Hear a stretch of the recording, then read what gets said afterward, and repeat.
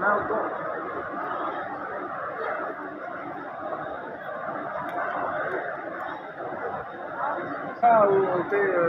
होते सबब बनाया है आपने ग्रीन लाइट भी तो आप करते देखिए अपनी मुलाकात होगी मुलाकात होगी उससे तो आप बाहर निकला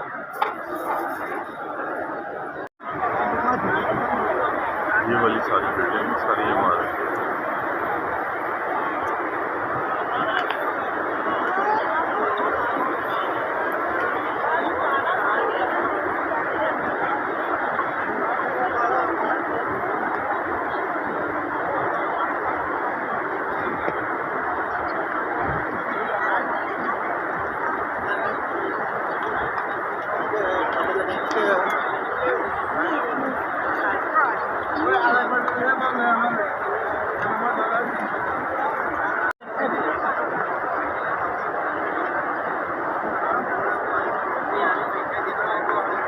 ये सभा जो मीनार नज़र आ रहा है ये सभा का है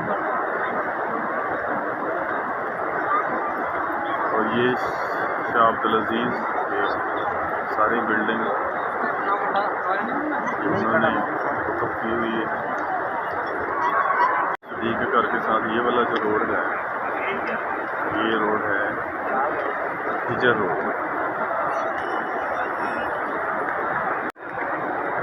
ये वाला जो रोड है ये कहलाता है जी हिजर रोड। जब हिजरत की रात अल्लाह के नबी सल्लल्लाहु अलैहि वसल्लम